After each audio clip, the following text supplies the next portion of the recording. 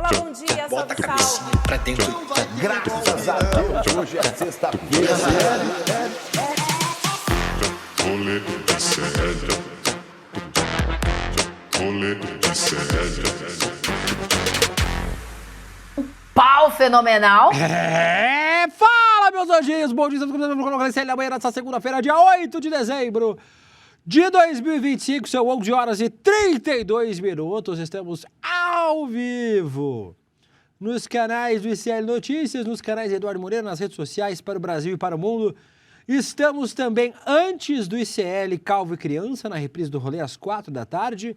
Estamos em qualquer momento da existência humana da Terra,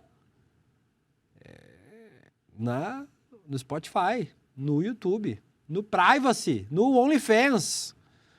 Estamos começando mais uma semana abençoada neste programa, onde falaremos sobre temas muito crocantes, sobre Flávio Bolsonaro fedendo. A candidatura de Flávio Bolsonaro está fedendo. Você não entende porque a candidatura de Flávio Bolsonaro está fedendo? Nós vamos explicar para você daqui a pouquinho. O Jandira Fegali vai explicar para vocês daqui a pouco por que está fedendo. Vamos falar sobre Cada país tem um museu do Louvre que merece. A nossa Biblioteca Mário de Andrade, que foi assaltada em São Paulo. Roubaram obras de arte da Biblioteca Mário de Andrade nesse fim de semana. A polícia já tem aí os suspeitos. Vamos falar sobre a Netflix, porque a Débora Mangueira rouba todas essas pautas agora.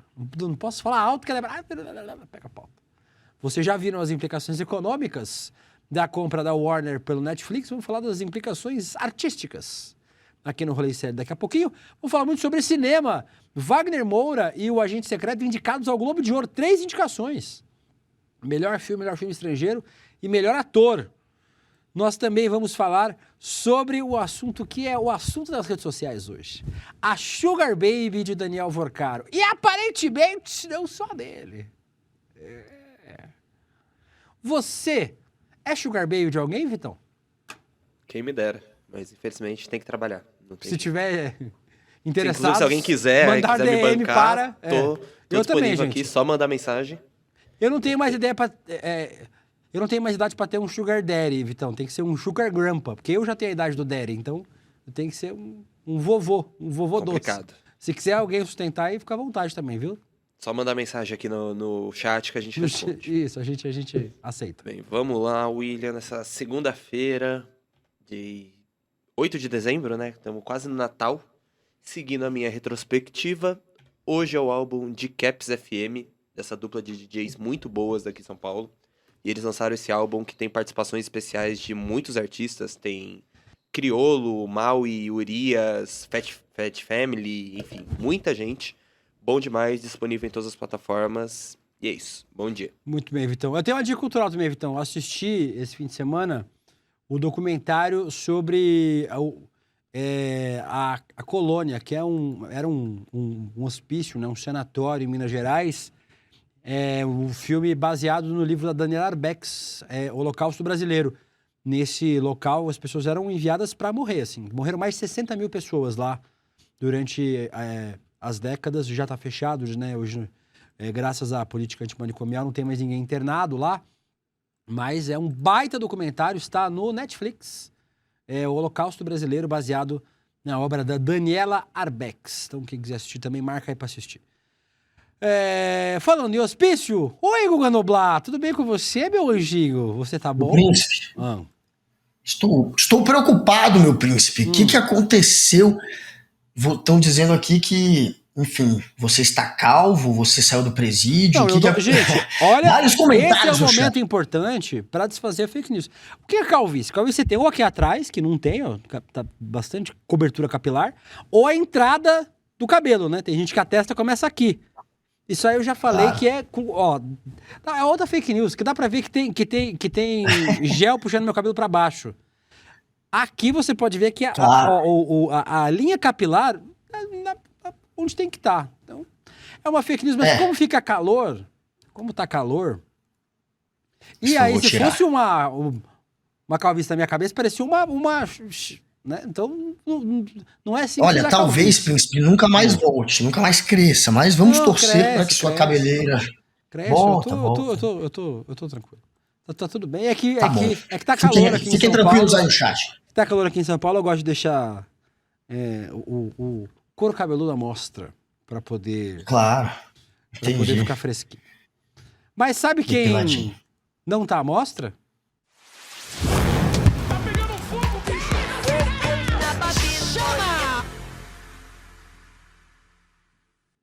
Quem não tá à mostra é o Jair Bolsonaro, que está preso. E aí, Guga Noblar, a direita já tem um nome para disputar a presidência em 2026. É ele! Claro. Flávio Bolsonaro. A decisão foi comunicada pelo próprio Flávio depois da visita feita ao seu pai no presídio na sexta-feira. Aliados afirmaram que Flávio recebeu a orientação de ampliar sua presença em eventos, buscar projeção nacional. Avaliações internas, no entanto, apresentam que o Flávio ainda não é competitivo. Agora, Guga Noblar, todo mundo chama o Flávio de Flavinho Desmaio.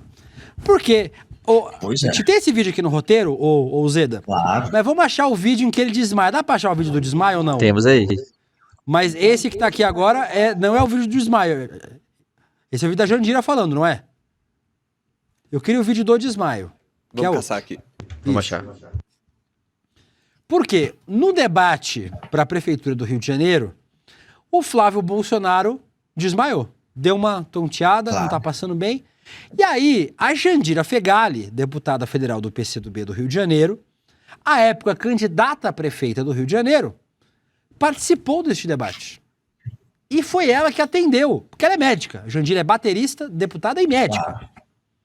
Ela atendeu o Flávio Bolsonaro. E aí, ela fez uma revelação que quem é próximo a Jandira já tinha ouvido essa história antes, mas ela demorou anos para fazer. De que não foi só Flávio Bolsonaro ficando tonto. Teve mais coisas saindo aí nessa história. Vamos ver a Jandira. E foi engraçado, porque você tem pouquíssimo tempo para responder, né? Pouquíssimo tempo. E fizeram a pergunta e ele não respondeu. Aí quando eu olhei, ele foi fazendo assim, ó. Ele ia cair mesmo. Ele foi indo para trás, aí eu segurei, né? Segurar para ele não cair. Eu segurei de um lado, o Carlos Osório do outro, que era outro candidato do PSDB, nós seguramos. Aí, Tá passando mal. tá passando mal, ia cair. Por favor, não dá pra continuar. Tá passando mal. Passou mal. A Jandira segurou. Os assessores podem, por favor, retirar. E eu falei, gente, suspende porque ele vai desmaiar. Aí suspendeu o debate, no intervalo eu fui atender, eu era a única médica no ambiente. E o Bolsonaro estava lá, era o pai. Ele disse, comunista não mexe no meu filho. Não acredito, toca no meu não filho. falou isso. Falou. A gente não vai poder usar o do desmaio não, porque é da Band. Ele não deixou eu atender o filho dele. Ali eu percebi que ele não gosta de ninguém, né? Nem do filho, porque se meu filho passar mal, se eu tenho um médico no ambiente, eu quero que atenda. Mesmo se for um neoliberal. Qualquer um, cara. É médico, eu quero que atenda. Pode ser, né, qualquer um. E ele não deixou eu mexendo. Ainda ficou. Amarelou 01, faz flexão. Faz flexão. O garoto lá quase desmaiando. Garoto não, né? Quase desmaiando. E ele, 01, faz flexão. Amarelou. Não sei o que, ainda querendo que ele mostrasse o machismo dele lá, que era machão e tal. E ele saiu de lá todo borrado, todo sujo. Caralho, que merda. Exatamente, literal. Que merda. Que merda. Isso mesmo. E aí, Guga Noblar, o Flávio Bolsonaro, Oh my além de God. desmaiar, essa informação ela trouxe depois. O Flávio se cagou, Guga Noblar. Quase desmaiou, teve um piriri e diz que escorria na perna. Sabe aquele peido com caldinho? Teve que colocar a calça por dentro da meia. Teve que colocar a calça por dentro. Sabe quando você tá, Guga, você tá na rua? Já aconteceu com você que eu sei.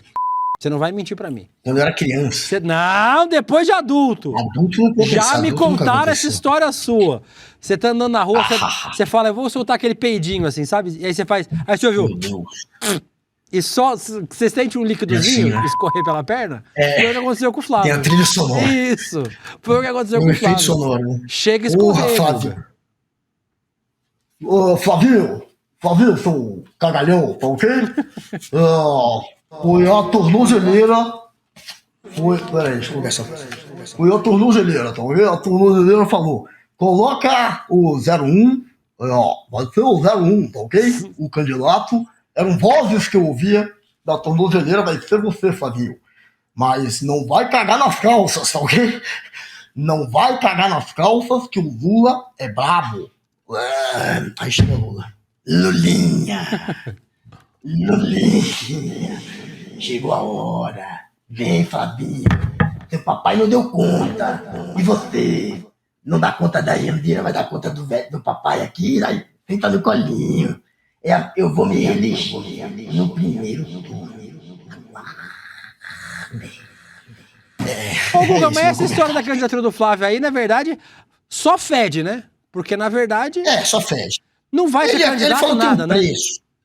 Ele falou que tem um preço. Na verdade, o Bolsonaro, ele entendeu o que eu tenho dito aqui no programa há muito tempo, aqui no ICL, que quem não quer anistia é a direita mesmo. Não teve anistia. Vai ter, não tem, porque a direita, os que comandam as siglas à direita, o Ciro Nogueira, o Kassab, o Antônio Rueda, essa turma não quer a anistia. E não teve a anistia até agora porque a direita não quis. E aí ele falou, agora eu vou pro tudo ou nada. Eu não tenho mais, ele não consegue mais convencer a direita, ele precisa chantagear, e a chantagem é essa. Colocou Flávio, a direita tá achando que eu vou colocar o que eles querem ali, não. Essa direita que quer se afastar do bolsonarismo, não.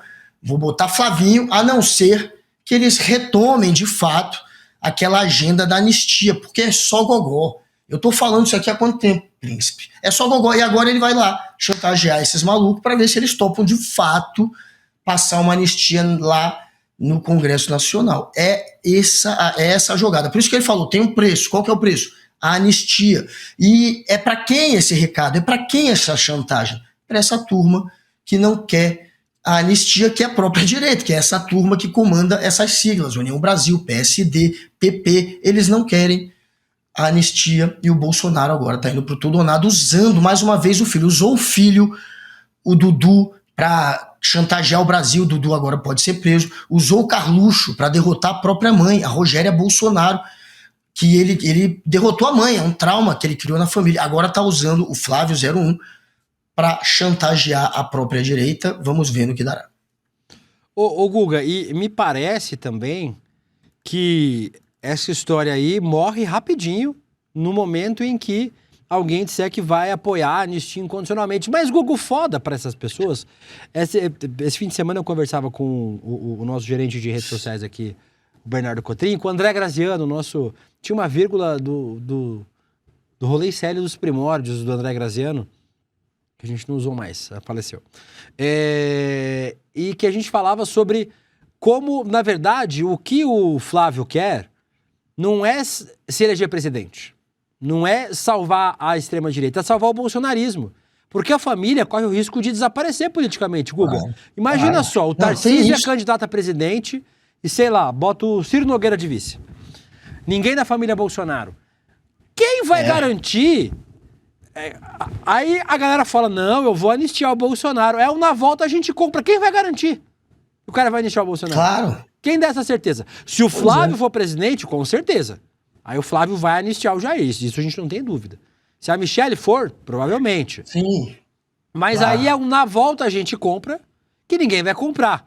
E aí o que o Flávio faz? Ele fala assim, ou vocês vão ter o nosso apoio, e a gente vai apoiar vocês, pra vocês terem alguma chance de se eleger, mas o preço é colocar a anistia no centro do debate, ou vocês vão fazer o voo solo de vocês, com Caiado, Zema, whatever, e a gente vai lançar nossa candidatura. A gente fica com 15% dos votos, vocês ficam com 25% e o Lula se elege presidente no primeiro turno. Mais ou menos essa história, né, Guga? Um pouco isso, mas eles querem a anistia agora, eles nem querem que seja o presidente que vai se comprometer, eles não têm essa confiança. Eles querem que se movimente de fato a direita dentro do Congresso Nacional ainda antes da eleição. Essa é a intenção. Então, é uma chantagem e não sei se vai funcionar. Eu não sei se você está percebendo, príncipe, mas tem uma parte da direita que está se afastando. E o Kassab, ele num evento lá do Arco Advice, que é uma consultoria política, ele falou para todo mundo ouvir que ele tá falando pro Tarcísio se afastar mesmo do Bolsonaro. Não sei se eles vão cair nessa chantagem. O Tarcísio, de fato, tá isolado agora, porque é um cara que tem medo de sair da sombra do Bolsonaro, não quer ouvir esse conselho do Kassab. E dizem que também tem aquela cabeça de militar, não quer ficar com a fama de traidor, traiu o cara que fez ele virar governador.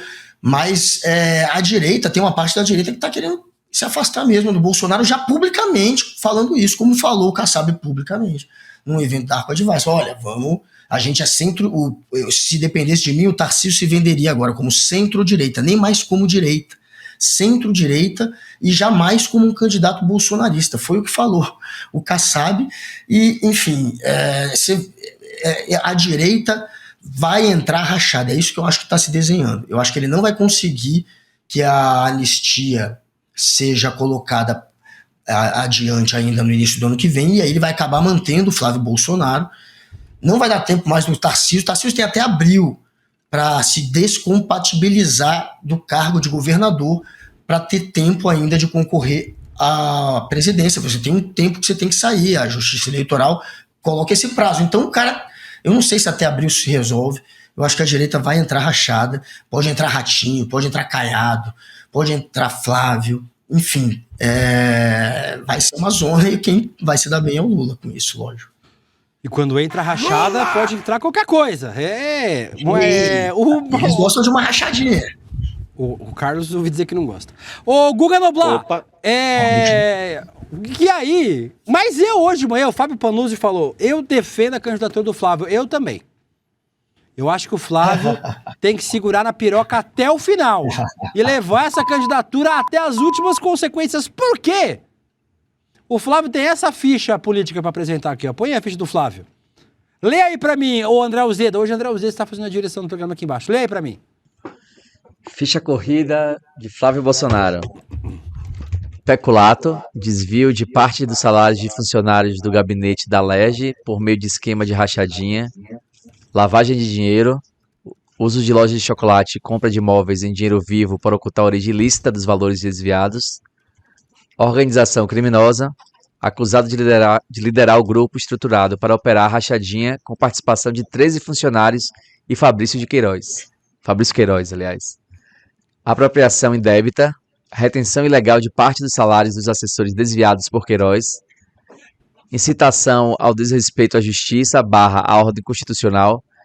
Vídeo convocando atos contra a prisão domiciliar do pai, usado pelo STF com ato para estimular a causa social. Movimentação atípica, COAF. 1,2 milhão circulando na conta de Queiroz durante a gestão de Flávio, apontando indícios de desvios e repasse. Muito obrigado, André Uzeda, que eu não consegui ler. Eu tô todo arrepiado aqui. A letra estava muito pequenininha, muito obrigado, André Uzeda. Ô, Guga, vai ser divertido ver o Lula apresentando essa ficha corrida do Flávio. O Flávio queria dizer, você é o descondenado. Eu não sei imitar o Flávio, gente. Ele é meio irrelevante, né? É difícil imitar. Mas ele vai... ele é bem contido, ele fala... Todas as imitações do Guga começam com... Todo mundo tá sem ar, né? Parece que ele tá pegando... Parece carro álcool ligando no frio. Todas começam com... Mas, ô Guga, quero ver ele chamando o Lula de descondenado, dizendo que o Lula é ex-presidiário, com essa ficha corrida aí pra defender nas eleições, Guguinha. Pois é, né? Se tem alguém teto de vidro nessa família Bolsonaro, além do papai Bolsonaro, é ele, é o Flávio. Até mais que os irmãos. Tem a história da rachadinha. Essa criminosa, tinha ali o Queiroz. Na verdade, ele pegou um esquema do pai, né? O Queiroz era quem pegava a rachadinha do papai Bolsonaro quando era deputado. Antes do Queiroz, era a mãe do Jair Renan, Ana Cristina Vale. Aí, quando ela se separa do Bolsonaro, depois de traí-lo, vira o Queiroz. Mas, enfim, é um esquema que o Bolsonaro sempre quis usar a política para enriquecer. Ele é o cara que toma tudo. Ele tem até uma live que vazou do Bolsonaro falando abertamente, quando precisava de dinheiro, pedia uma caixa de sapato número 40, chegava a caixa cheia de notinha. Ele não percebeu que estava ao vivo quando falou isso. Existe ele confessando, inclusive, o quão vagabundo, o quão político do baixo clero ele era, capaz de fazer até esse tipo de crime, que é até pequeno, né? Mas que é o crime que os que não têm importância na política e são corruptos fazem, que é rachadinha, que é pedir dinheiro para um outro empresário para ganhar 40 mil, para ganhar pouco dinheiro. Para ele era isso. E aí botou o filho para fazer a mesma coisa. Então esse Flávio Bolsonaro tem treta. Além de ter uma casa que ele comprou fingindo que pagou 6 milhões. O Flávio Bolsonaro, todo mundo em Brasília sabe que vale mais. Ele tentou esconder essa casa colocando num cartório, o registro da casa, o cartório escondidíssimo, quase que divisa de Brasília com Goiás para esconder a compra, enfim. Esse cara é óbvio que não tem carisma, tem teto de vidro, tem muito a responder e é uma maneira só de chantagear. O Bolsonaro acho que não quer ir adiante, mas se for necessário irá adiante com esse daí. E eles estão tentando se agarrar, Príncipe, eu não sei se você viu, a extrema-direita está querendo se agarrar agora numa pesquisa que saiu de uma empresa aí que fica monitorando a internet, que os caras falaram, porra, a informação do Flávio candidato pegou 117 milhões de usuários na internet, eles vieram com esse papo. E 38% de menções positivas contra 28% negativa e outros tantos lá que não acharam nem negativo nem positivo. Ou seja, mais positivo que negativo. E aí eles estão tentando se agarrar nessa informação, não sei se essa consultoria é séria ou não, mas eles estão tentando se agarrar nisso agora para fingir que foi muito boa a largada do Flavinho, e não foi.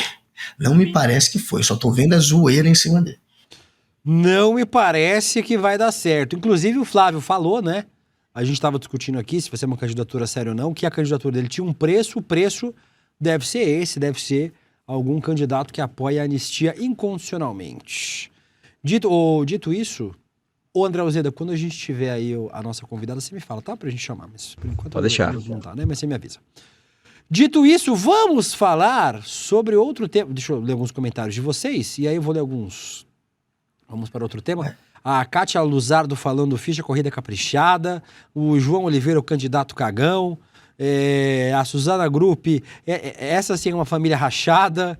O Ederson Caetano, com uma ficha dessa, tem que se borrar no debate mesmo. O Leonardo Santana diz que o Guga tá fazendo a voz do Pateta. Não, a gente já condicionou que a voz do Guga é a voz do Alf, do É Teimoso. Okay. A Eunice Pavarini dizendo que eu fico muito lindo com ou sem cabelo, muito obrigado. A Nena Silva disse a mesma coisa aqui, com ou sem cabelo também. O Jonathan dizendo que eu tô abraçando a comunidade careca. Aí eu raspo, porque todo ano eu dou uma raspadinha. Eu faço que nem como chama o menino? Raspacu? O Raspacu. O André Fernandes. Ele raspa o que eu raspo a cabeça. André Fernandes. Todo... Que é isso? Mas não tem medo da calvície não, gente. Eu tô de boa. E é isso. Por enquanto é isso. E nós vamos para ela, Guga Noblar. Tá macetada.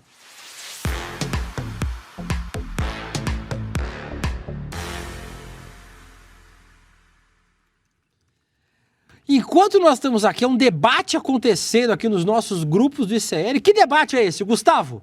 Sami, Scatrucci. Que debate? O Daniel Vorcaro. Claro. A gente já mostrou aqui a viagem de luxo, a vida de luxo de Daniel Vorcaro. A casa do Daniel Vorcaro, Guga, a suíte do Vorcaro, da casa dele de... quanto era a casa dele? 400 milhões, não era alguma coisa assim? Nossa Senhora. Deixa eu ver aqui, só para não Casa mais cara do Brasil. Mansão Daniel Vorcaro, preço. Só para eu ver o preço, senão eu vou falar bobagem. $500 milhão. $500 milhão, né? Eu tava achando que era muita coisa, mas não, é isso mesmo. A suíte dessa mansão, Guga Noblar, ela tem 400 metros quadrados. O meu apartamento, moro eu, minha mãe e 4 gatos. Tem 41 metros quadrados.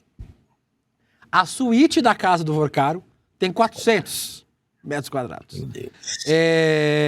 Mas a vida de luxo dele não inclui só festa de aniversário para a filha com um Alok, não inclui só jatinhos, iates, também inclui sustentar pessoas. Por quê, Gustavo? Vê à tona agora um novo gasto do Daniel Vorcaro, uma Sugar Baby. O caso repercutiu por conta da doação de um apartamento de luxo na Faria Lima em 2024 para uma influenciadora investigada por lavagem de dinheiro. O imóvel, avaliado em 4,3 milhões de reais, foi transferido para Carolina Trainotti, de 29 anos, que responde a processo por lavagem em favor de Raulis Magalhães, apontado como um traficante internacional de cocaína. Ela responde o processo por lavagem de dinheiro em troca em favor de Raulis, acusado de tráfico internacional de cocaína. Por que repetiu 2 vezes aqui? Não sei. Ela teria recebido 271 mil reais de origem criminosa entre 2020 e 2021. Nos autos, a Carolina diz que era Sugar Baby de Raulis e que todo o dinheiro via do relacionamento. Sugar Baby de quem? Do Raulis. Raulis é o traficante. O nome dele é Raulis mesmo, tá escrito aqui. Rowles. Calma, Não, não o terminei. Vocaro quem era Sugar Baby? Calma! O que chamou a atenção é uma conexão dela com o Vocaro. Além de receber o apartamento, Carolina é defendida pelo mesmo advogado que atua para o banqueiro. Na doação, o nome de Vocaro não aparece, mas o imóvel pertencia a empresas ligadas a ele. Foi repassado até chegar à influenciadora. E não é só isso, Gustavo! A menina era Sugar Baby de um traficante, né? Aí tem um apartamento de 4 milhões do Vocaro. A nossa equipe, que é muito futriqueira, foi no Instagram da moça, que é a influenciadora. Sabe quem seguia ela no Instagram, Gustavo? Põe aí na tela. Eu? O Hugo Mota, presidente da Câmara dos Deputados. Que susto. Falei, só falta eu seguir. Guga Noblar. A revelação, Não, bota a falei, vida ferrou. urgente, amante de Guga Noblar. Mentira.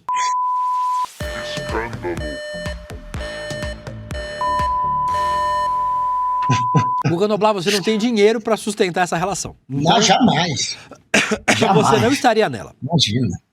E aí nós achamos que o Hugo Mota seguia a moça. Só que ele deu um follow logo depois. Depois que começou, que isso vazou, ele, ó, sumiu. Deu um follow. Parou de seguir. E aí, Guga, deixa eu falar duas coisas aqui rapidamente. Foi ganho, hein, Mota? Foi ganho. Este é parte deste debate que nós estamos aqui fazendo nas nossas redes do ICL. Eu quero fazer duas diferenciações. Primeira delas, Claro.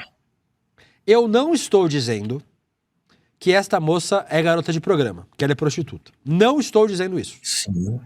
Mas existe um universo de prostitutas de luxo, de garotas de programa de luxo, que se relacionam com homens muito ricos e que esses homens acabam sustentando algumas dessas mulheres. Um caso célebre, Guga, é o da Elise Matsunaga.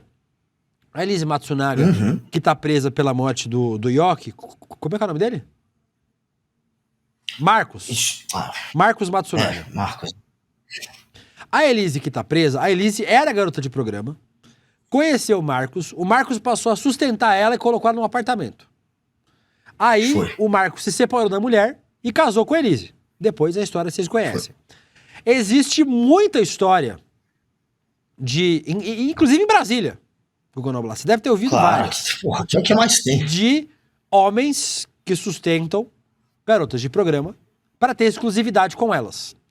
E aí, existe uma outra história corta com essa história das prostitutas sustentadas por milionários ou por pessoas muito ricas. Existe um tipo de relacionamento, e isso é muito moderno, né? Vem da modernidade. Não é só o caso da amante, da mulher, da garota de programa que é sustentada. Né? Tem muitas relações que se constroem na base do afeto, mas na base do sustento.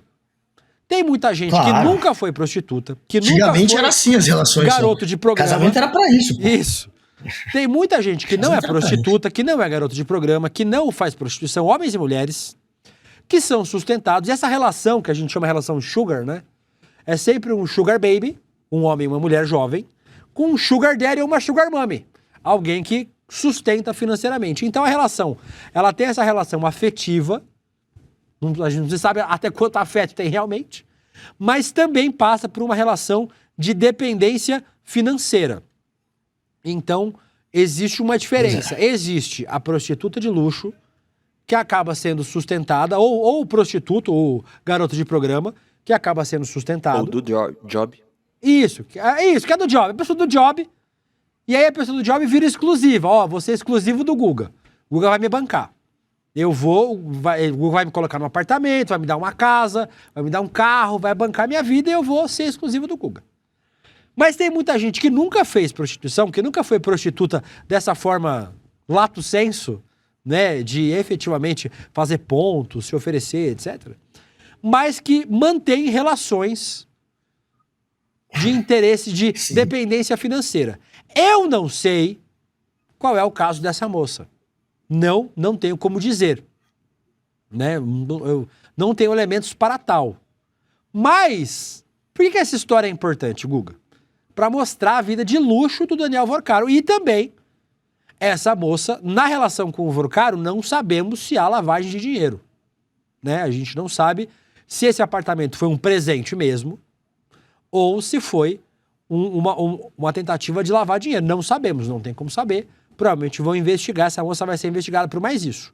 Mas o que dá pra gente começar a entender é que existe aí uma relação, mais uma relação do Vorcaro gastando muita grana e aí agora solto, né? Como ser rico no Brasil te garante vários privilégios.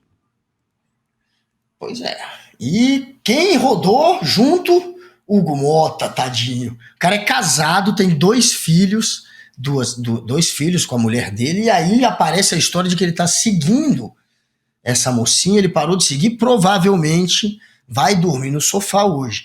Mas o Vocaro, como você falou, a imagem que fica é ele deu um apartamento de 4 milhões para ela. Então eles têm alguma relação, pode ser de amizade, pode ser, como você falou, de sustentar, etc. A gente não sabe, uma relação existe com essa moça. Ninguém dá um apartamento de 4 milhões para quem se quiserem você me dar, não inclusive... tem.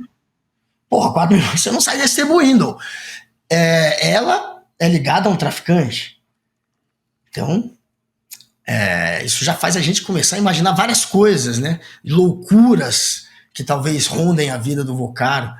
Mas, enfim, é isso. Por enquanto, tem que entender qual é a relação de fato dela com o Vocaro. Por que ela recebeu esse apartamento? Tem algum crime aí também? Ou é só uma relação de 2 amigos? Ou de alguém que quer cuidar dela por um interesse de tê-la, enfim, fisicamente, etc. Aí, enfim, saberemos em breve, mas pode ter crime aí no meio, né? Ela já tá numa treta que é de lavar dinheiro de um traficante. Não tem condenação, né? Ela não foi condenada, também é importante. Não tem condenação, mas fica a suspeita no ar. Então, assim, mas ela é inocente, obviamente, até ser condenada. E o Vocaro é inocente, mas tem muita treta aí na tua rola, até ser na tua, tem muita treta na tua onde, vida aí. Na tua rola, falei sem querer. Como assim? Mas enfim. Que é isso? Tem muita treta aí, irmão. Na tua vida, eu juro que foi sem querer, velho. Tem muita treta na tua vida e pode ser que comprovem de fato que você é um criminoso, Vocaro. Vai ser difícil você voltar a ter essa vida de luxo, de Marajá. Será? Desse nível que ele tá, eu acho que vai ser difícil. Não que ele vai ficar pobre, porque essa galera, quando quebra, eles continuam milionários. Aí que Batista quebrou, porra, o cara anda de Mercedes, o cara tem helicóptero. Como assim quebrou? Mas vai ser isso, ele não vai ostentar tanto, não vai mais poder ostentar tanto, talvez não possa mais sair distribuindo apartamento de 4 milhões de reais para as amigas dele. A Mayara da Silva diz, com certeza ele só quer ser amigo dela, cuidar, etc. Gente, eu tô precisando muito de amigo assim. Meus amigos só me trazem problema, pedem dinheiro emprestado. Eu preciso de um amigo que me dê um apartamento de 4 milhões. Cadê os amigos? Por favor. A Regina Mastrante fala, exato, menos análise moral, mais análise se há alguma questão ligada à falcatrua do Banco Master. Gente, porque se não tiver nenhuma falcatrua e ela é investigada por lavagem de dinheiro em outro caso, não nesse caso. Quer dizer que fez uma vez, todas as relações dela são assim. Não dá pra saber, gente. Por enquanto não dá pra saber. E eu também não faço nenhuma análise moral. Tem gente que... Tem pessoas dispostas a sustentar e pessoas dispostas a ser sustentada. Pra mim, fica à vontade, gente. Como você quer gastar seu dinheiro? Agora, no caso do Vorcaro, o Vorcaro é um criminoso, pelo que tudo indica, né? Pelo que a gente sabe, o Vorcaro é um criminoso. Então, nesse caso, as relações dele acabam ganhando uma importância dada a forma como o dinheiro dele se espalha, né? Então, certamente aí haverá uma investigação também sobre esta mocinha não, tem 29 anos já, né? Carolina Trainotti, influenciadora, e ela fechou o perfil no Instagram, inclusive, viu, Guga? Depois dessa notícia, ela fechou a conta. O Caio Marinato foi lá pra seguir o Caio da nossa redação aqui, foi pra seguir a moça, viu que tava fechado o perfil.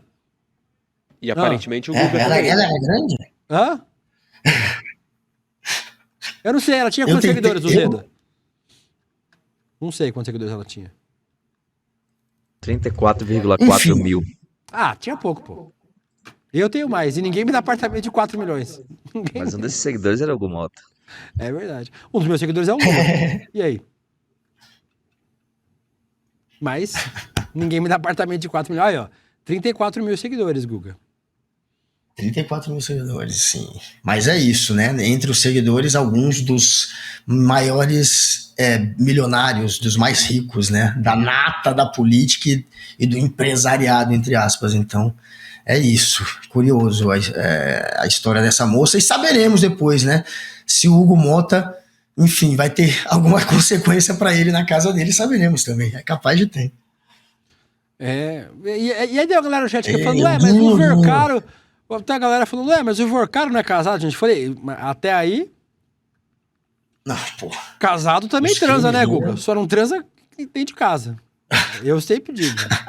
Casado também transa. Olha... Só não transa no relacionamento. Transa fora. Uma fase... Aqui tá tranquilo. Temos? 14 anos juntos. Ei. Eu vou perguntar pra Lígia aqui. Sabe o Juninho Pay, aquele personagem? Pay! Juninho Pay. Vou perguntar pra Lígia. Mas depois. Guga Noblar. Ela tá bem. Vamos mudar de assunto, mas falar sobre um assunto também importante. Peraí que eu tô achando aqui. Achei. No domingo, ontem, manifestações tomaram as ruas de mais de 20 estados em protesto contra a escalada de feminicídio no Brasil. Os atos foram impulsionados por uma sequência de crimes e feminicídios nos últimos dias, últimas 2 semanas, inclusive. Milhares de mulheres marcharam exigindo proteção e responsabilização dos crimes. Teve ato aqui em São Paulo, na Avenida Paulista, Rio de Janeiro, Espírito Santo, Alagoas, Santa Catarina, vários estados do Brasil. E um dos nomes mais citados, aqui em São Paulo pelo menos, Guga, foi o do deputado estadual Lucas Bove. Sabe quem é o Lucas Bove, né, Guga Noblar? Claro que sim. Lucas Bove que virou réu por violência doméstica contra sua ex-esposa.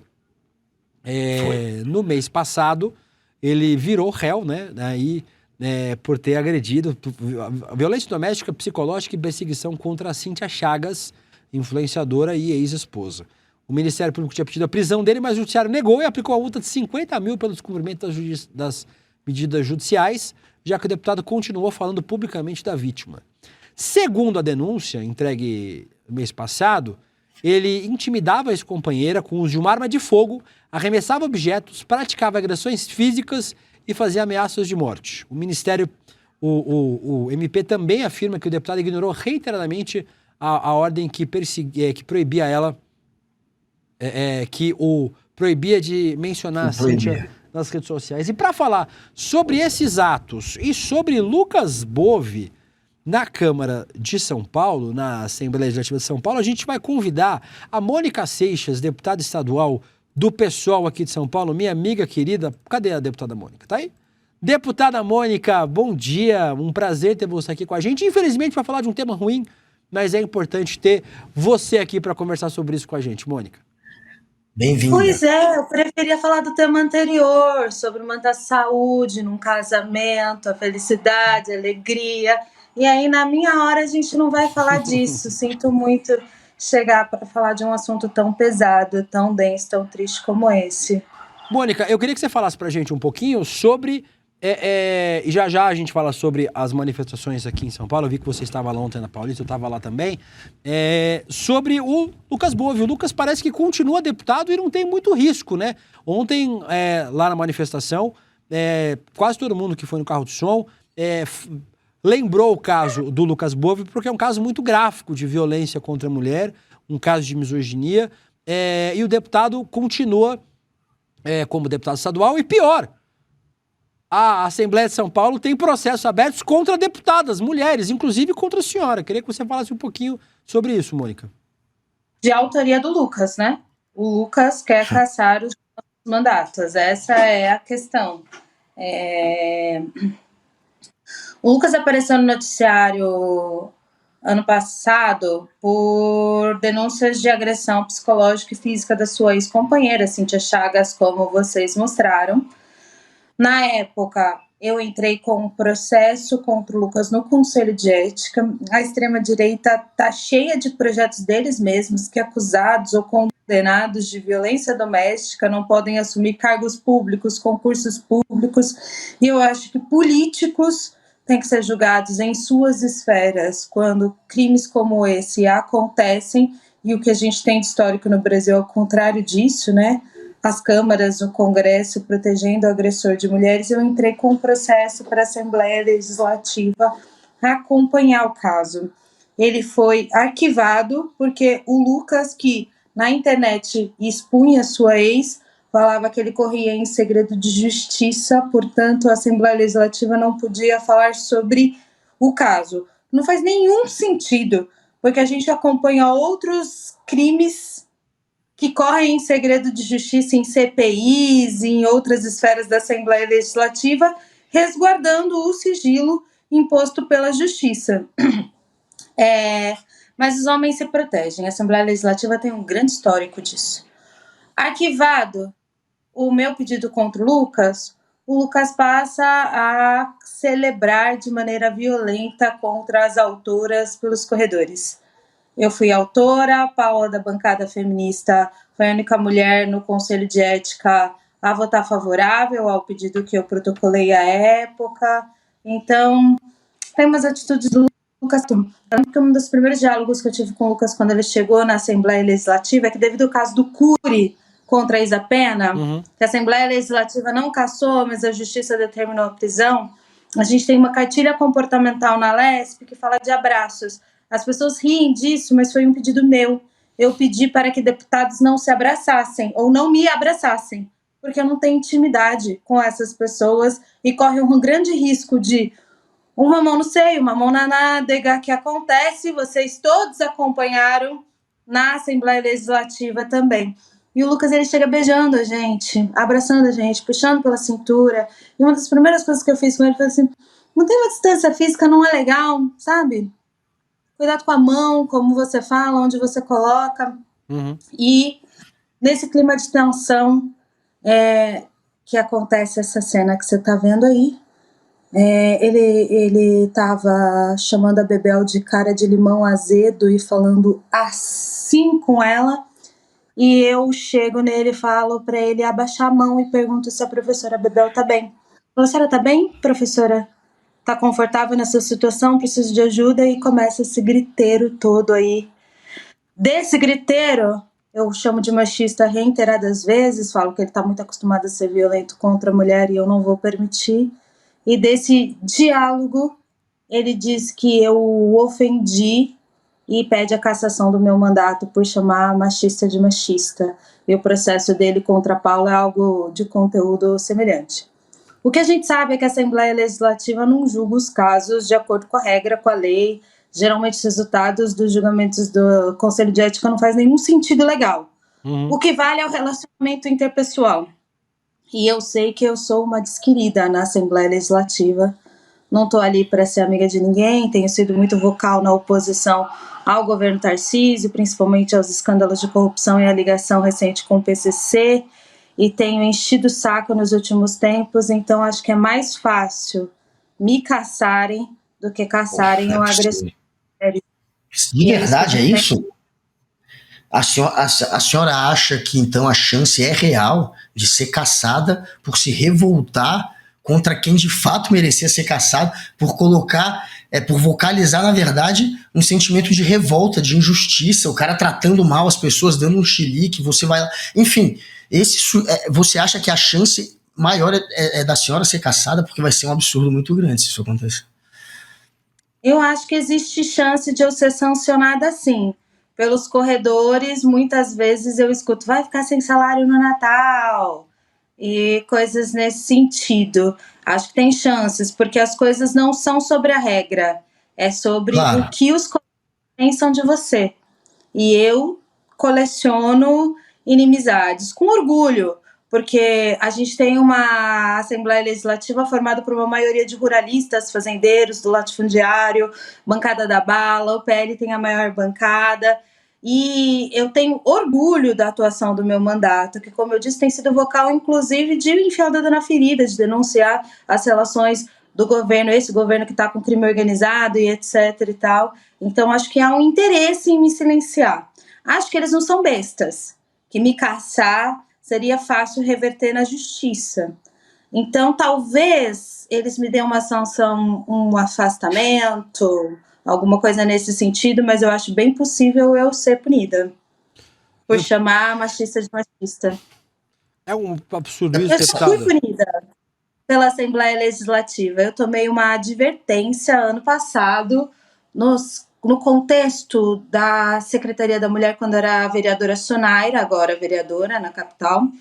A Sonaira, quando chegou numa postura ufanista, porque o governo Tarcísio tem uma Secretaria da Mulher, ele fez, outros não fizeram, eu sou uma mulher negra, nordestina e etc, e tal. Só que a pasta da Secretaria, desde sua criação, é zerada. Mal tem recursos para pagar os assessores da secretária. Zerada, não tem condições de fazer política nenhuma. E quando ela passou pela Assembleia Legislativa, eu a questionei, ela veio com essa de que o governo Tarcísio colocou uma mulher em cargo de chefia e tem Secretaria da Mulher. E aí eu expliquei, o movimento negro tem um nome para isso, Tolkien. E aí eu tomei uma advertência. Se eu tomar uma segunda advertência, é afastamento. Bem, mas ainda assim, deputada, e a gente continua aqui dando apoio e ajudando a denunciar esses absurdos contra você, contra outras deputadas mulheres na Assembleia de São Paulo, mas uma notícia boa é que ontem milhares de mulheres, segundo a USP, 10 mil pessoas, entre mulheres e homens, estiveram na Avenida Paulista. No Brasil inteiro, muita gente foi às ruas para denunciar o feminicídio. Se ainda há quem apoie, se ainda há quem dá sustentação política a machistas, a agressores de mulheres, pelo menos a reação nas ruas está acontecendo de forma grande e talvez maior do que muita gente esperava, né? Sim, até maior do que as nossas expectativas, que somos do movimento social, acostumadas já há algum tempo a organizar manifestações de rua, e não raras vezes com tão poucos dias de convocação, de forma tão espontânea, a gente teve dificuldade de mobilizar o que não se verificou. Atos foram lindos, foram grandes, muito participativos e representativos, em boa parte das capitais. Aqui no estado de São Paulo nós tivemos em dezenas de cidades ao mesmo tempo, atos muito cheios e muito diversos. Sabe o que eu achei bonito? Nesse ato a gente tinha famílias inteiras e não só mães e meninas. Nós tínhamos meninos, companheiros. Houve também uma provocação aos homens gays, que também boa parte se somaram. A luta ontem na rua estava muito diverso e muito autorresponsabilizado, sabe? As pessoas muito afim de debater socialmente essa epidemia do feminicídio. Aqui em São Paulo também outra coisa chama a atenção.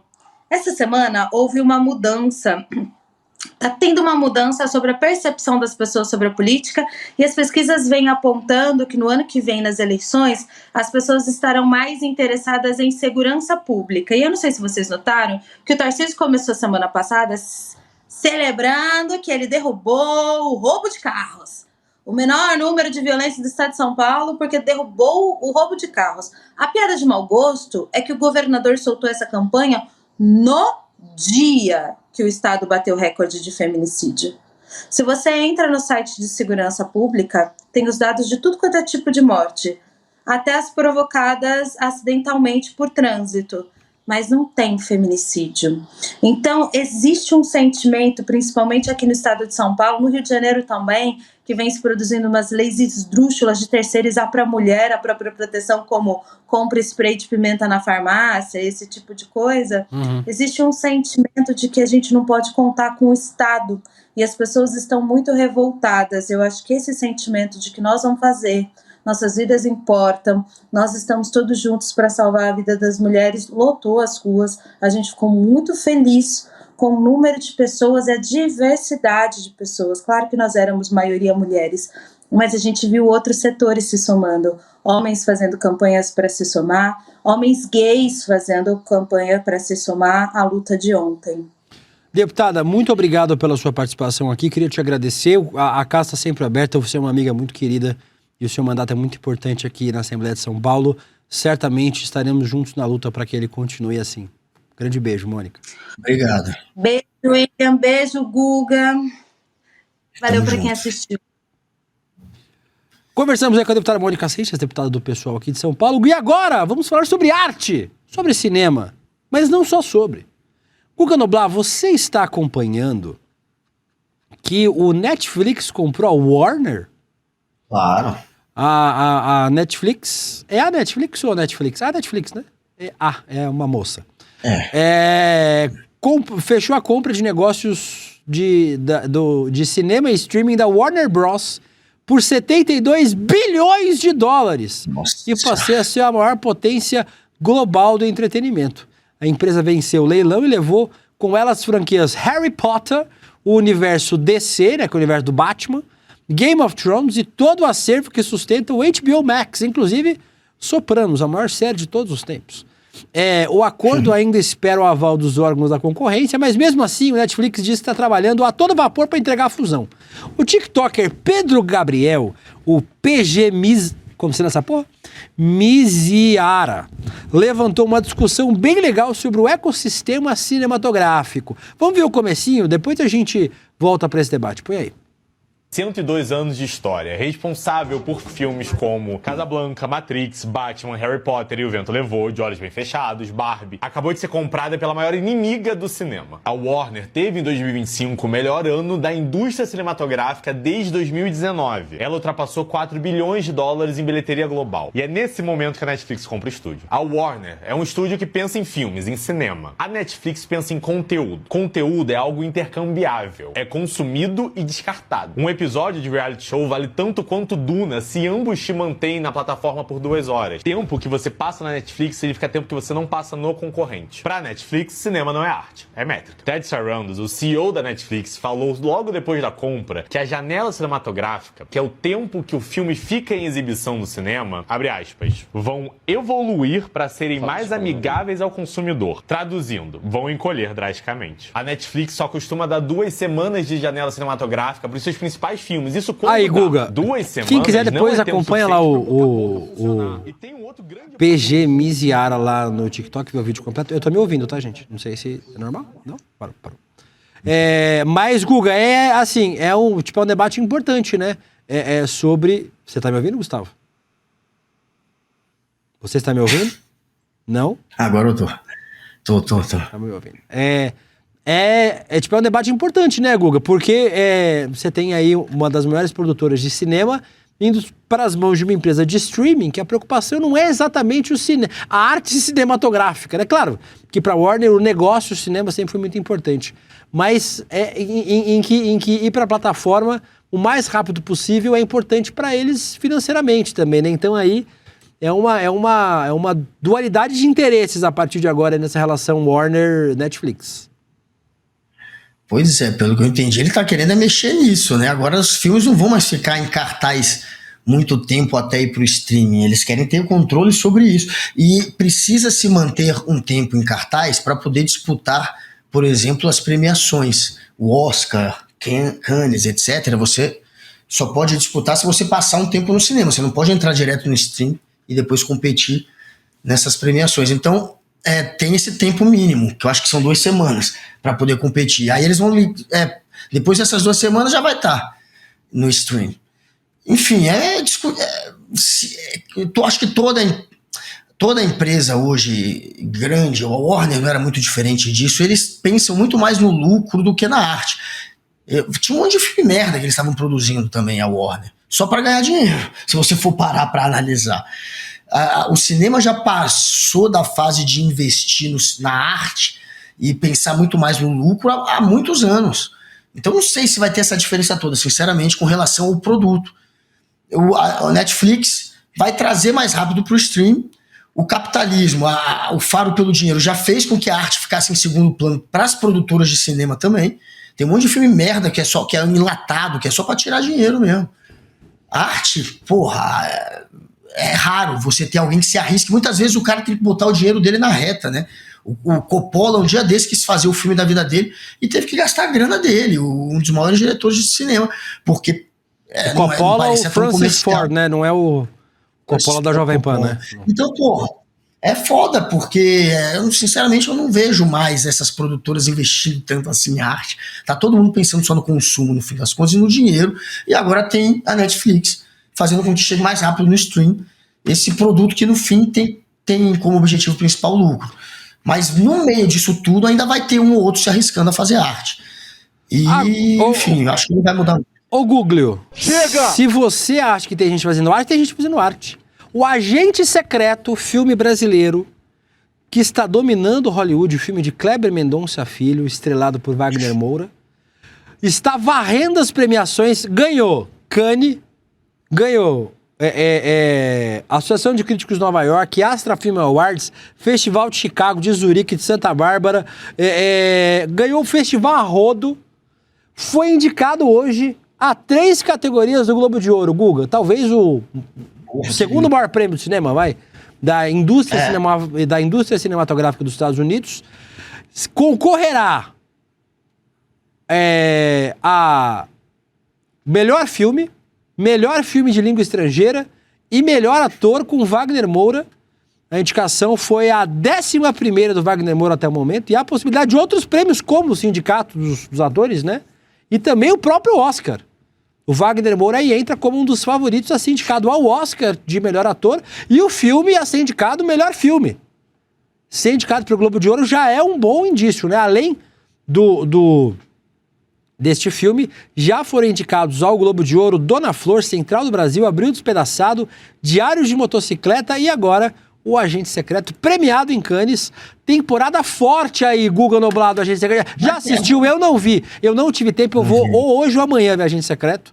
Quando eu fui pro cinema, já tinha começado há 10 minutos a sessão. E aí eu assisti o Wicked 2. Mas essa semana, eu vou aproveitar a última semana de cinema para assistir o Agente Secreto. A Lígia chegou a comprar o ingresso e a gente no dia tive que trabalhar, ela teve também que fazer outras coisas. A gente tava com o ingresso, ficou triste e não pôde ir ao cinema. Foi até no Cine Brasília, que é esse cinema público aqui de Brasília, que é o mais legal de todos. Mas enfim, irei em breve, lógico, e tô torcendo muito por esse filme, até porque eu gosto do Wagner Moura, né? Eu gosto, a história também me atrai, eu não assisti ainda, não posso avaliar por completo, mas é claro que eu tô torcendo muito para que dê certo aí, para que bombe no Oscar, para que o Brasil consiga por 2 anos seguidos, quem sabe, já imaginou? Vencer o Oscar. Imagina que loucura, velho, a galera vai pirar. O Oscar é nosso. E o Wagner Moura é muito foda. E o filme, o que eu tô ouvindo também é muito foda. Tô louco. Vamos lá. Agora, Guga, sabe um filme que não tem chance nenhuma de ganhar o Oscar? Qual? Dark Horse, o filme de Jair Bolsonaro. Os gados estão nas redes sociais desde sábado exibindo fotos e vídeos vazados do filme Dark Horse. O logo promete contar a história da facada do Jair Bolsonaro como uma saga heróica. Segundo a sinopse divulgada, o ataque com faca faria parte de uma conspiração que envolveria a esquerda e o crime organizado.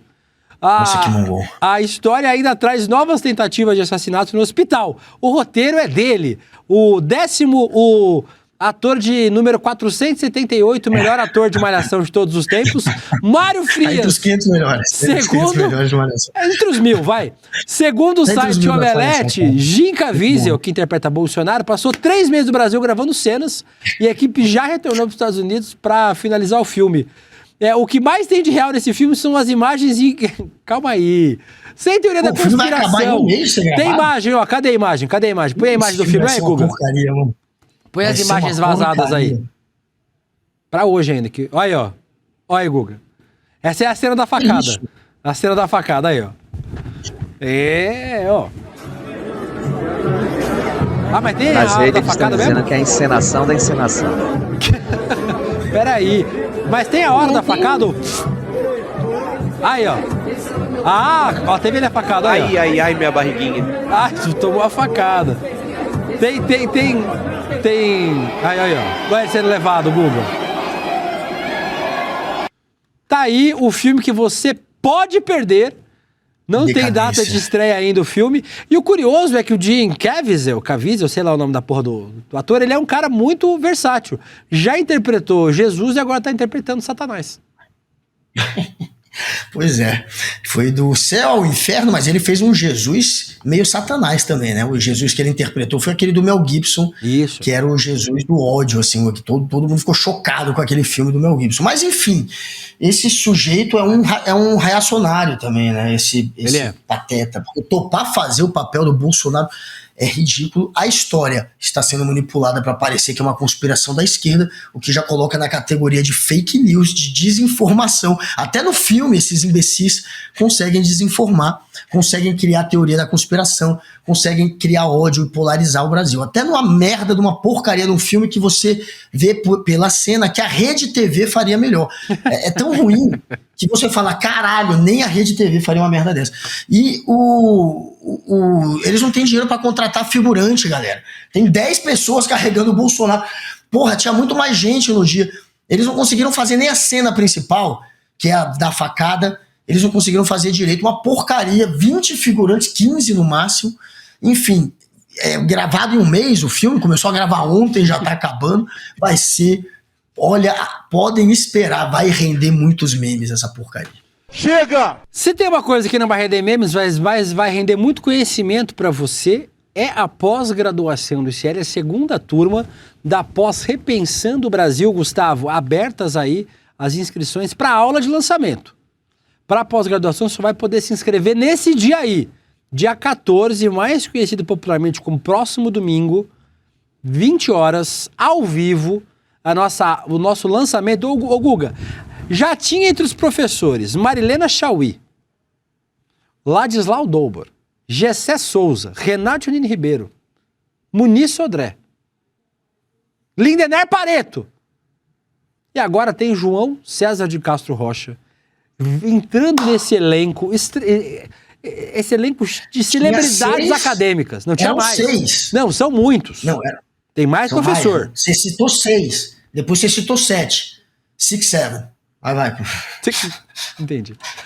Mas eu sou aluno dessa pós-graduação, tô com um monte de trabalho atrasado. Do André Uzeda, que está aqui na direção do programa hoje, também vai entregar seus trabalhos, Uzeda, até o fim do ano. Já tô fazendo, comecei a fazer agora. Bora agilizar. Mas eu também vou entregar os meus para me formar. Mas você vai descobrir o que vai mudar da primeira para a segunda turma, Gustavo. As disciplinas, inclusive um preço especialíssimo de lançamento. Para você que virá aluno neste dia 14/12, mas só para quem se inscrever. Nós vamos pensar no que nós vamos dar para essa semana aqui também para você. A Letícia tá dodói, vai voltar essa semana, a gente vai fazer um marketing bacana para vocês. Mas já vão se inscrevendo aí. Em qual link, Gustavo? Qual link, minha querida Renata Rocha, Suzane, Saudade Lemos, Luiz Santos, todos agora no roleicl.com.br. roleicl.com.br. Vocês não podem perder a chance de se inscrever nessa aula maravilhosa, nesse curso maravilhoso.